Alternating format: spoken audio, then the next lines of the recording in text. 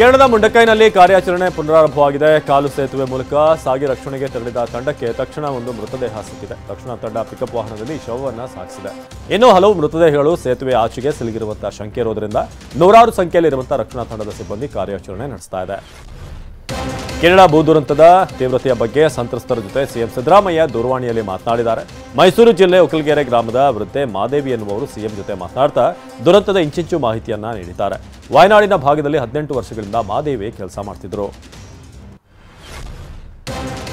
ಕೇರಳ ಗುಡ್ಡ ಕುಸಿತ ದುರಂತದಲ್ಲಿ ಮೃತಪಟ್ಟವರ ದೇಹಗಳನ್ನು ಪತ್ತೆ ಹಚ್ಚುವುದೇ ಕಷ್ಟವಾಗ್ತಿದೆ ಅಂತ ಸಿಎಂ ಸಿದ್ದರಾಮಯ್ಯಗೆ ಸಂತ್ರಸ್ತೆಯೊಬ್ಬರು ಅಳಲು ತೋಡ್ಕೊಂಡಿದ್ದಾರೆ.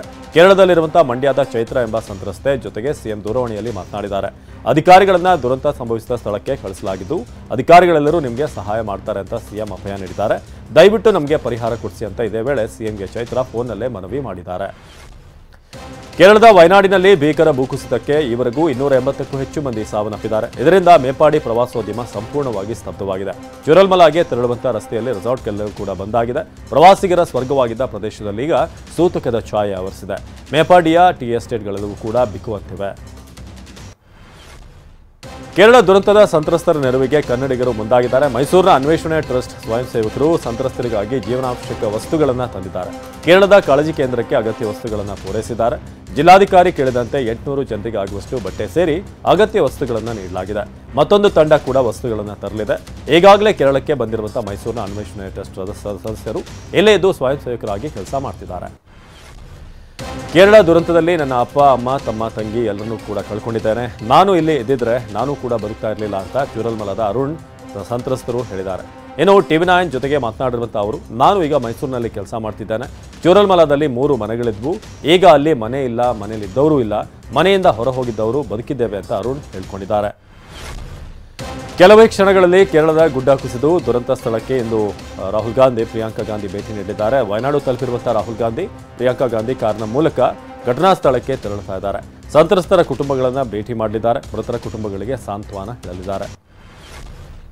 ಹಿಮಾಚಲ ಪ್ರದೇಶದ ಕುಲು ಬಳಿ ಭಾರೀ ಮೇಘಸ್ಫೋಟವಾಗಿದ್ದು ಪ್ರವಾಹದ ರಭಸಕ್ಕೆ ಬೃಹತ್ ಕಟ್ಟಡ ಎಲ್ಲವೂ ಕೂಡ ಕೊಚ್ಚಿಕೊಂಡು ಹೋಗಿದೆ. ಮೇಘಸ್ಫೋಟದಲ್ಲಿ 35 ಜನ ನಾಪತ್ತೆಯಾಗಿರುವ ಶಂಕೆ ವ್ಯಕ್ತವಾಗಿದೆ.